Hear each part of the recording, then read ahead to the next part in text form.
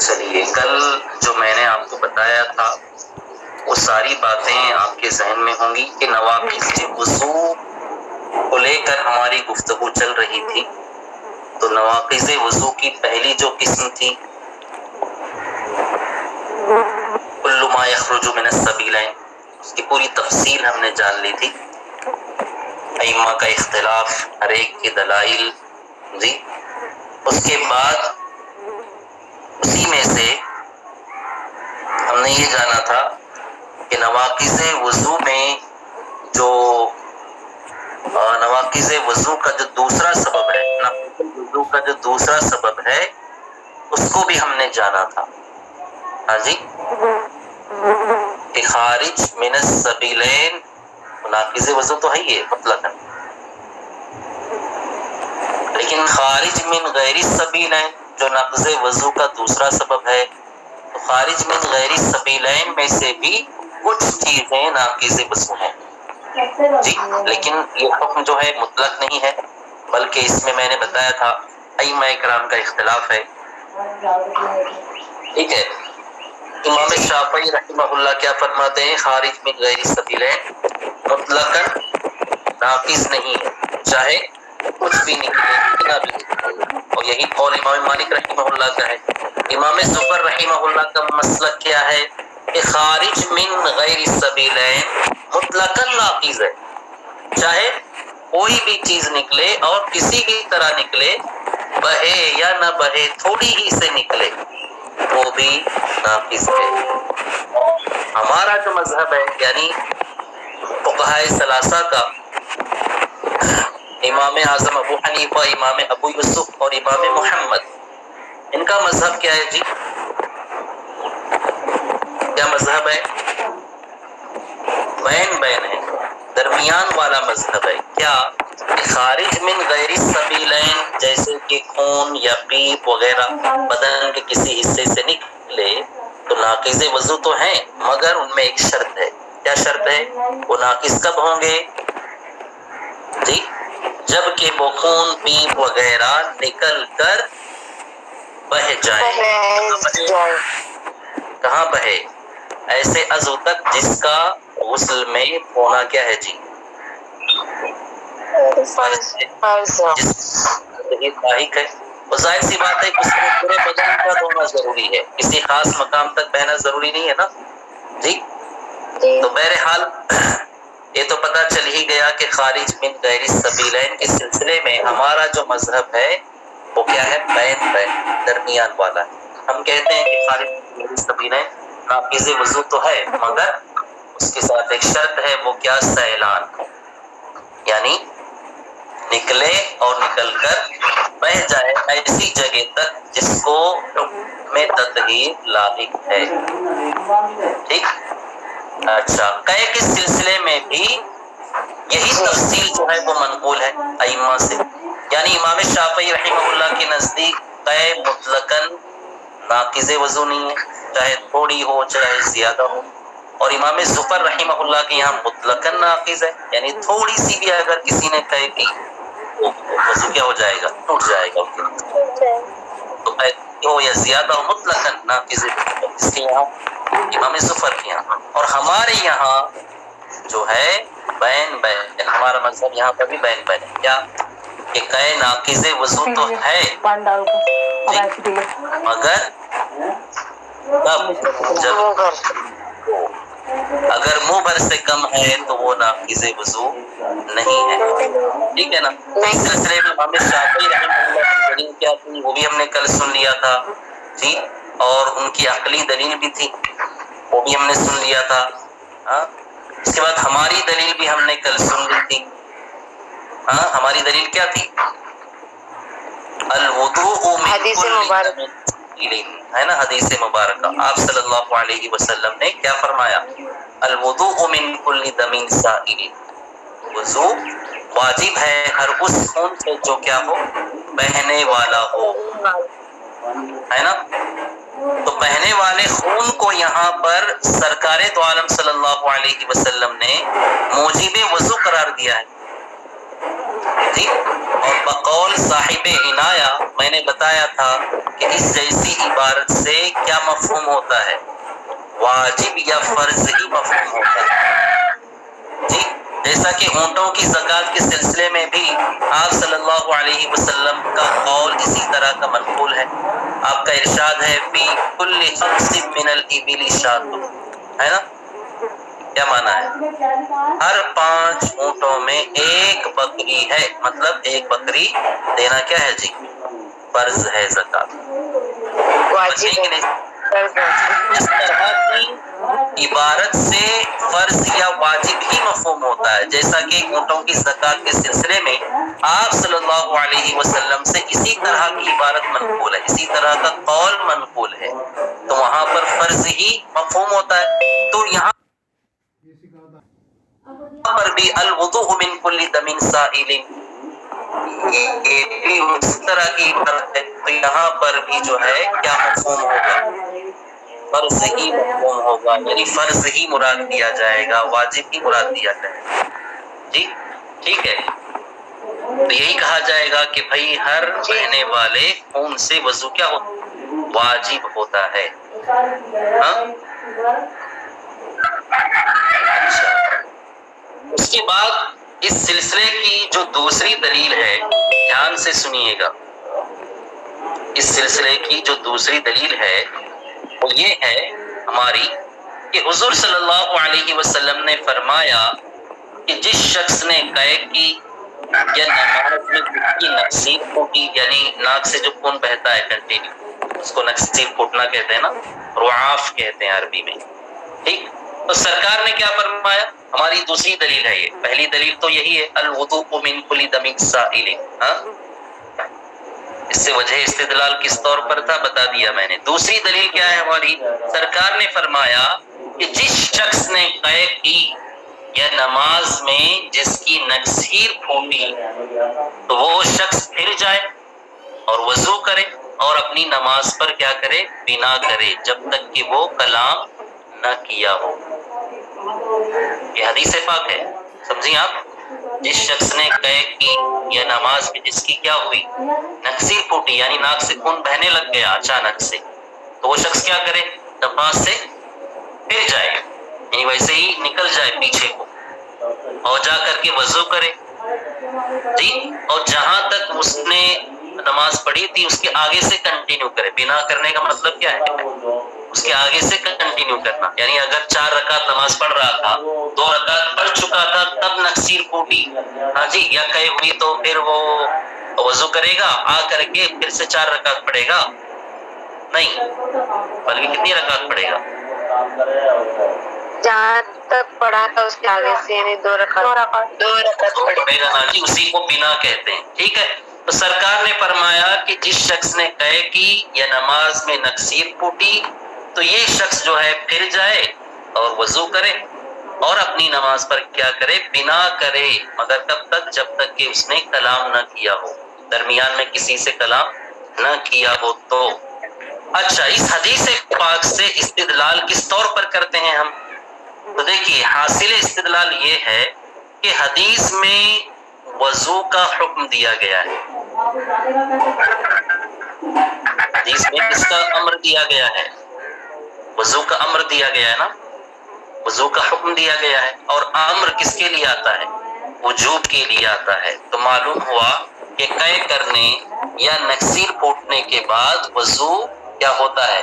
واجب ہو جاتا ہے۔ نہیں سمجھی؟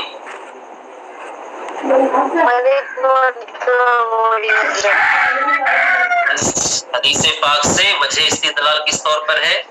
اس طور پر ہے کہ حدیث پاک میں کس چیز کا حکم دیا گیا ہے؟ وضو کا کس کا امر کیا گیا ہے؟ وضو کا امر کیا گیا ہے نا، اور امر کس لیے آتا ہے؟ وجوب کے لیے آتا ہے۔ تو معلوم کیا ہوا؟ معلوم یہ ہوا کہ قے کرنے سے اور نقصیر پھوٹنے کے بعد وضو کیا ہوتا ہے؟ واجب ہوتا ہے۔ بات سمجھی؟ اچھا، چلیے، اب جو ہے ہماری جو ہے تیسری دلیل بھی موجود ہے، خارج من غیر السبیلین سے وضو کیا ہوتا ہے؟ ٹوٹ جاتا ہے جبکہ سیلان پایا جائے. اور قے کے معاملے میں کیا ہے کہ قے سے بھی وضو ٹوٹ جاتا ہے جبکہ وہ کیا ہو؟ منہ بھر ہو. ٹھیک ہے، ہماری تیسری دلیل بھی موجود ہے، دھیان سے سننا. ہماری تیسری دلیل وہ عقلی دلیل ہے. کیا ہے وہ؟ عقلی دلیل ہے، جو ہماری دلیل ہونے کے ساتھ ساتھ امام شافعی رحمہ اللہ کی جو عقلی دلیل تھی نا اس کا جواب بھی ہے. یاد ہے آپ کو کل ہم نے پڑھا تھا امام شافعی رحمہ اللہ کی عقلی دلیل سنی تھی نا ہم نے؟ جی ذہن میں ہے کیا تھی امام شافعی رحمہ اللہ کی عقلی دلیل؟ یاد ہے؟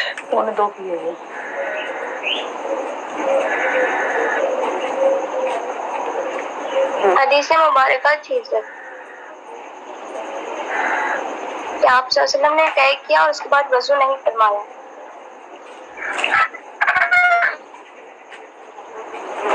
یہ تو بیٹا نقلی دلیل بھی نا، حدیث پاک ہے نہیں، نقلی دلیل بھی وہ تو موجود ہے فقہ میں.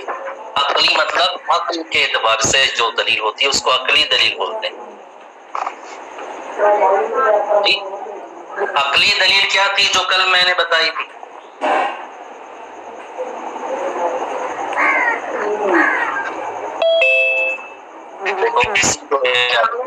فرماتے ہیں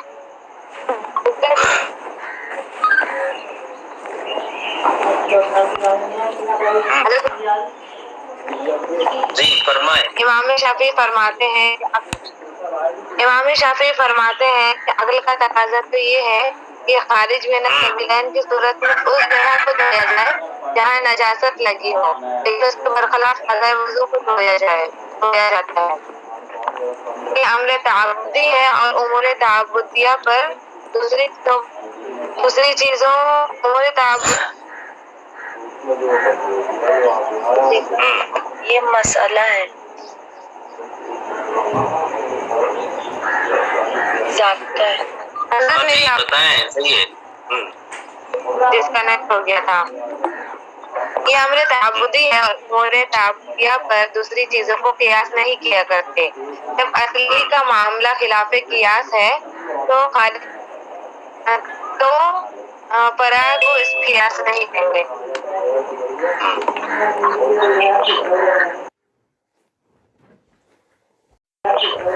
لہذا جو اعضائے اربعہ کو دھونے کا حکم ہے وہ مورد شرع پر کیا ہوگا؟ منحصر ہوگا. جی اور مورد شرع کیا ہے؟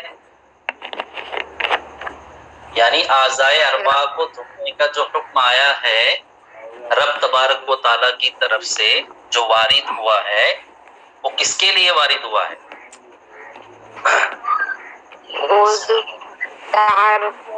مخرج معتاد نا جی، یعنی سبیلین. ہاں مورد شرع کیا ہے؟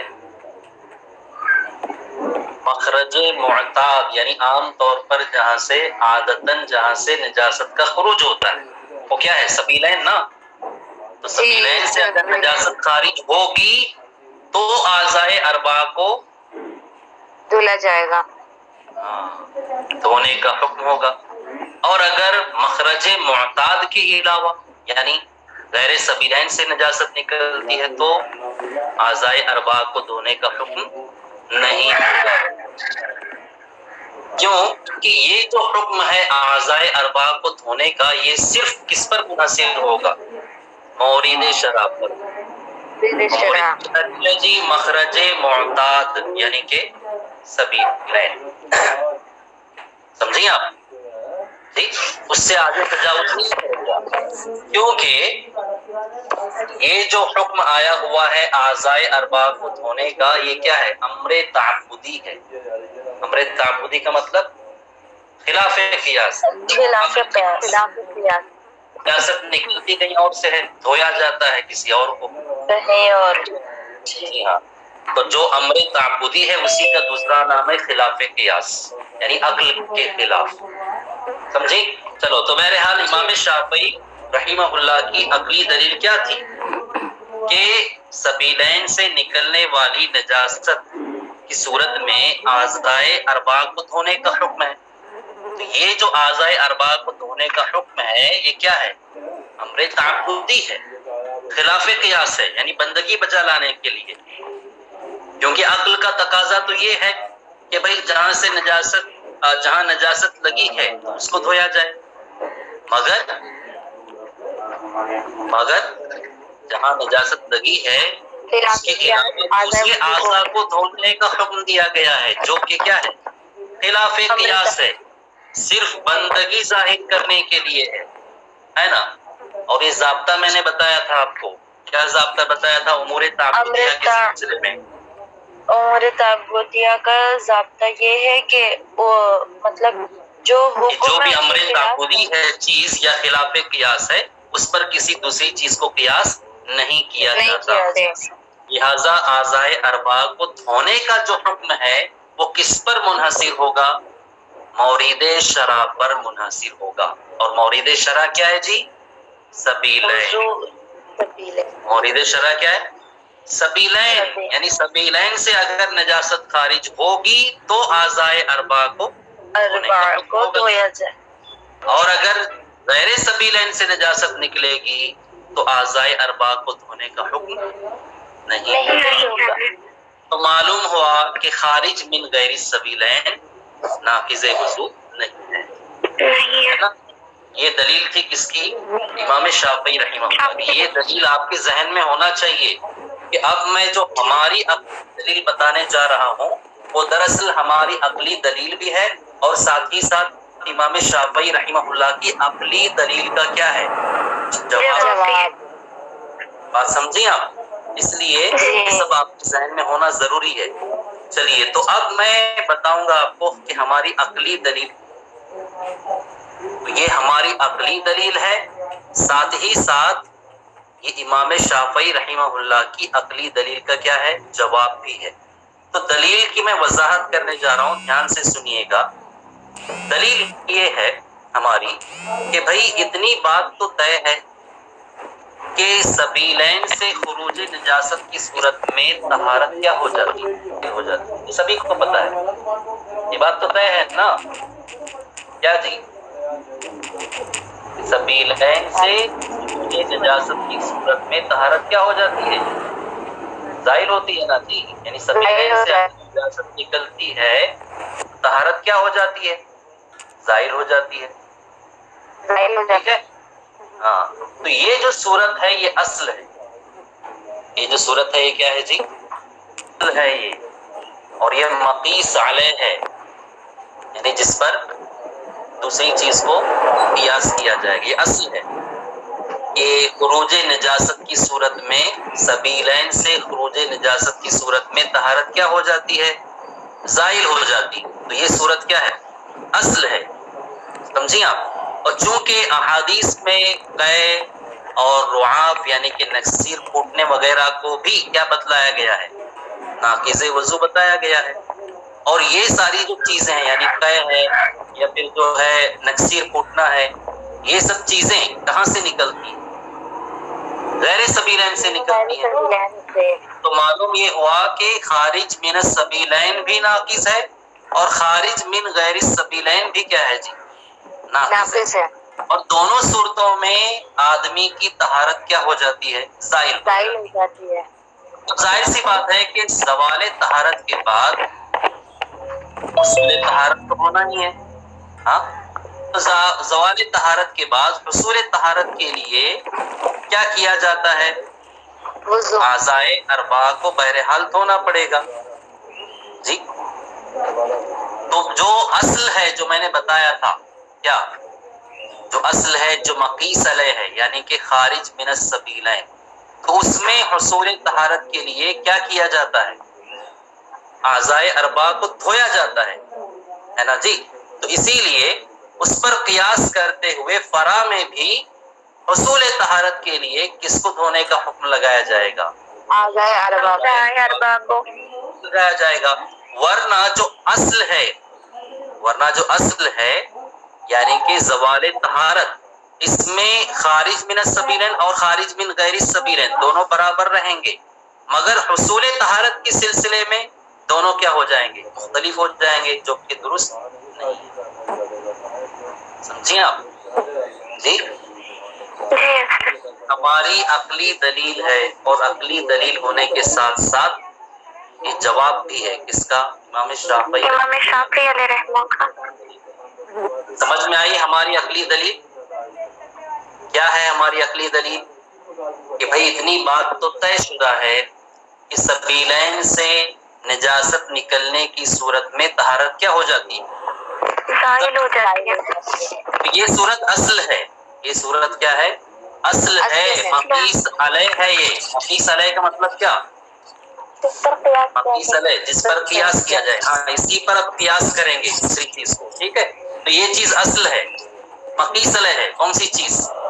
کہ خروج نجاست کی صورت میں، سبیلین سے خروج نجاست کی صورت میں طہارت کیا ہو جاتی ہے؟ ظاہر۔ یہ صورت اصل ہے، مقیس علیہ ہے۔ اور چونکہ احادیث میں ابھی ہم نے جانا پڑھا بھی کہ قے اور رعاف سے بھی وضو کیا ہو جاتا ہے؟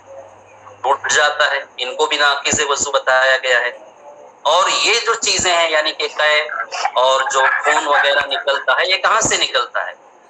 غیر سبیلین سے نکلتا ہے۔ تو معلوم کیا ہوا؟ پتہ یہ چلا کہ خارج من السبیلین بھی ناقض ہے، یعنی اس سے بھی طہارت زائل ہو جاتی ہے، اور خارج من غیر السبیلین بھی ناقض ہے، یعنی اس سے بھی طہارت زائل ہو جاتی ہے۔ دونوں صورتوں میں انسان کی جو طہارت ہے وہ کیا ہو جاتی ہے؟ زائل ہو جاتی ہے، ختم ہو جاتی ہے۔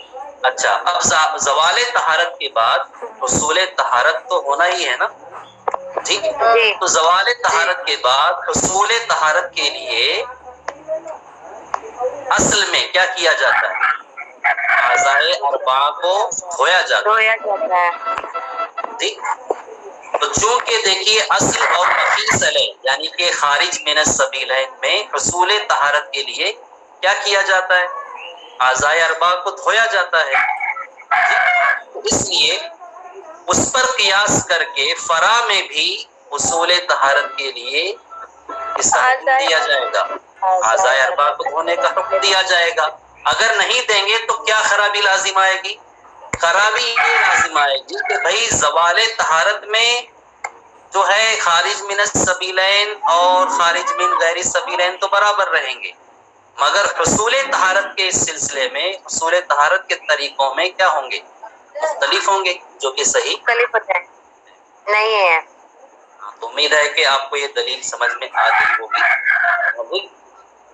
یہ ہماری عقلی دلیل ہے، اور امام شافعی رحمہ اللہ کی عقلی دلیل کا کیا ہے؟ جواب۔ ٹھیک ہے، تو اگر ابھی آپ باہر ہو جائیں گے تو پھر سے تھوڑا جوائن ہونا 5-6 منٹ کے لیے، تاکہ بات پوری ہو جائے۔ ہاں ٹھیک ہے، سمجھ میں آ گئی؟ رائٹ سینڈ کر کے بتائیں۔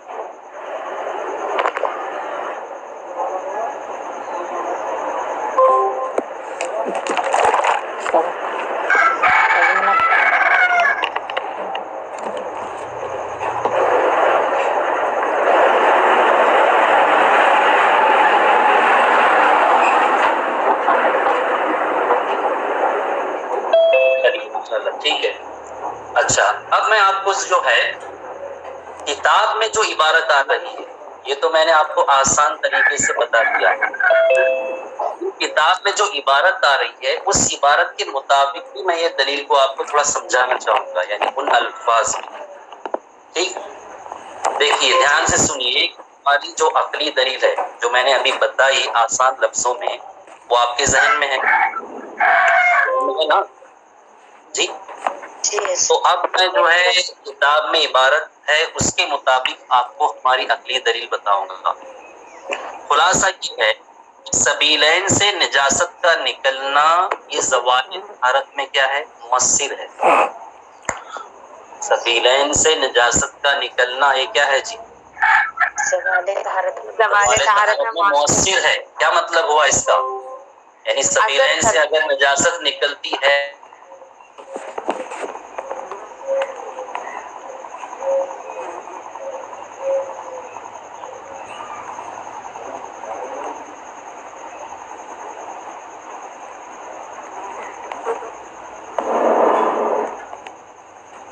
آپ سے کہ سبیلین سے نجاست کا نکلنا یہ کیا ہے؟ زوال طہارت میں مؤثر ہے. یعنی مطلب کیا ہوا اس کا؟ سبیلین سے نجاست نکلنے کی وجہ سے طہارت کیا ہو جاتی ہے؟ ضائع ہو جاتی ہے. ٹھیک ہے نا؟ اتنی مقدار اصل میں معقول ہے، یعنی اتنا تو طے ہے کہ یہ معقول ہے، اتنا تو سمجھ میں آتا ہے، عقل کے مطابق ہے یہ کہ بھئی اگر نجاست نکلے گی سبیلین سے تو طہارت کیا ہو جائے گی؟ زائل ہو جائے گی.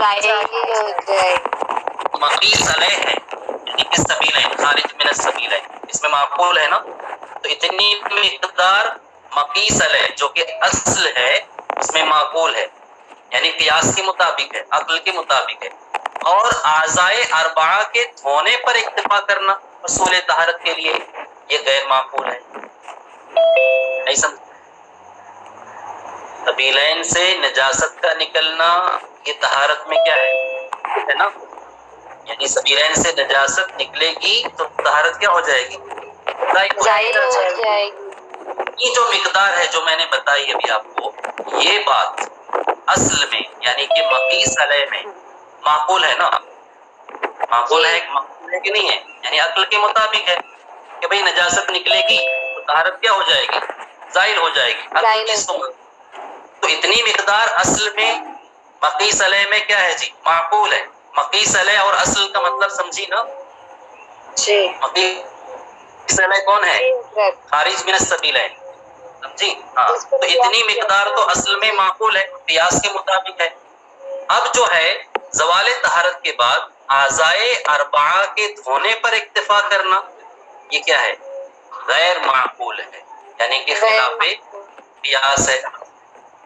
جی قیاس ہے.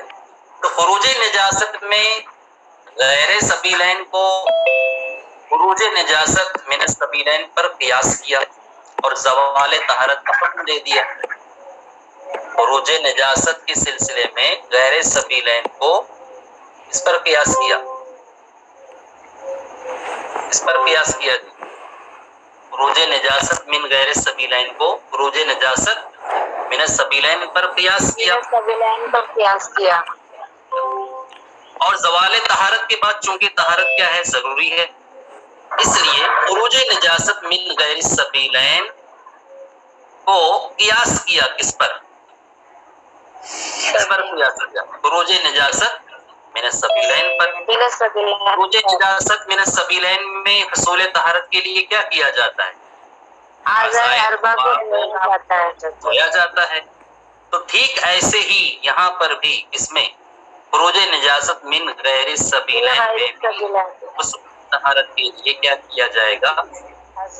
قیاس کیا جائے گا.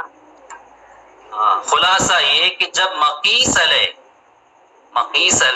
اول یعنی کہ خروج نجاست من غیر السبیلین سے زوال طہارت کی طرف متعدی ہوا تو اعضائے اربعہ کو دھونے پر اکتفا کرنا بھی کیا ہوگا؟ خود بخود متعدی ہو جائے گا.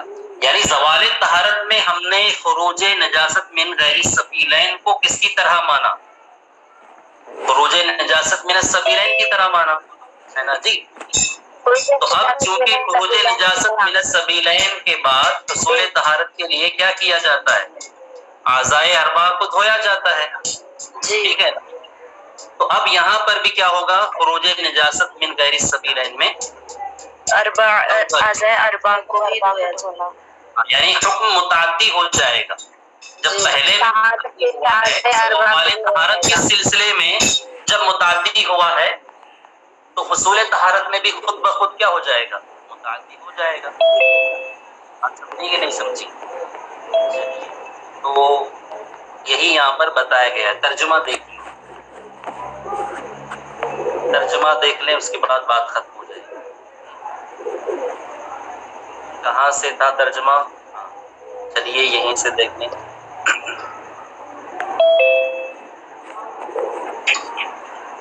والقیء ملء الفم اور قے جو کہ منہ بھر ہو.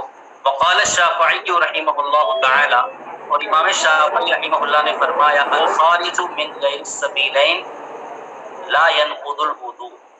کہ خارج من غیر السبیلین یہ وضو کو نہیں توڑتا ہے، یعنی ناقض وضو نہیں ہے، لما رویہ اس بنا پر جو کہ مروی ہے، انہ علیہ السلام قاء فلم یتوضا، کہ آپ صلی اللہ علیہ وسلم نے قے فرمائی اور وضو فرمایا۔ وَلِأَنَّ غَسْلَ غَيْرَ مَوْضِعِ الْإِصَابَةِ أَمْرٌ تَعَبُّدِيٌّ، دیکھ رہی ہے نا ترجمہ؟ جی آپ صلی اللہ علیہ وسلم نے قے کیا لیکن وضو نہیں فرمایا، جی، اور اس کے بعد آگے فرما رہے وَلِأَنَّ غَسْلَ غَيْرِ مَوْضِعِ الْإِصَابَةِ أَمْرٌ تَعَبُّدِيٌّ، یہاں سے امام شافعی کی عقلی دلیل ہے، ٹھیک ہے، کیا ترجمہ ہوا؟ اور اس وجہ سے بھی کہ موضع نجاست کے علاوہ کا دھونا امر تعبدی ہے، موضع اصابت یعنی لگنا، یہاں پر کیا نجاست، ٹھیک ہے، تو اس وجہ سے بھی کہ موضع نجاست کے علاوہ کا دھونا یہ کیا ہے؟ امر تعبدی ہے، فَيَقْتَصِرُ عَلَى مَوْرِدِ الشَّرْعِ، لہذا مورد شرع پر ہی وہ کیا ہوگا؟ مورد شرع کیا ہے جی؟ وَهُوَ الْمَخْرَجُ الْمُعْتَادُ، اور مورد شرع کیا ہے؟ وہ مخرج معتاد ہے، یعنی کہ سبیل ہے نا۔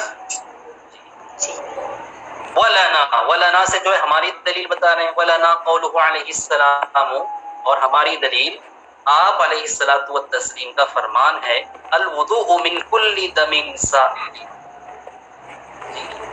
ہر بہنے والے خون کے بہنے سے وضو کرنا کیا ہے؟ ضروری ہے، واجب ہے۔ وقولہ علیہ السلام، اور ہماری دوسری دلیل کیا ہے؟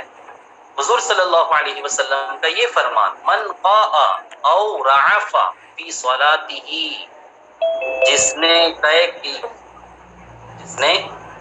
قے کی یا اپنی نماز میں نقصیر پھوٹی تو وہ واپس ہو، ولینصرف، چاہیے کہ وہ پھر جائے، واپس ہو، ولیتوضا، اور کیا کرے؟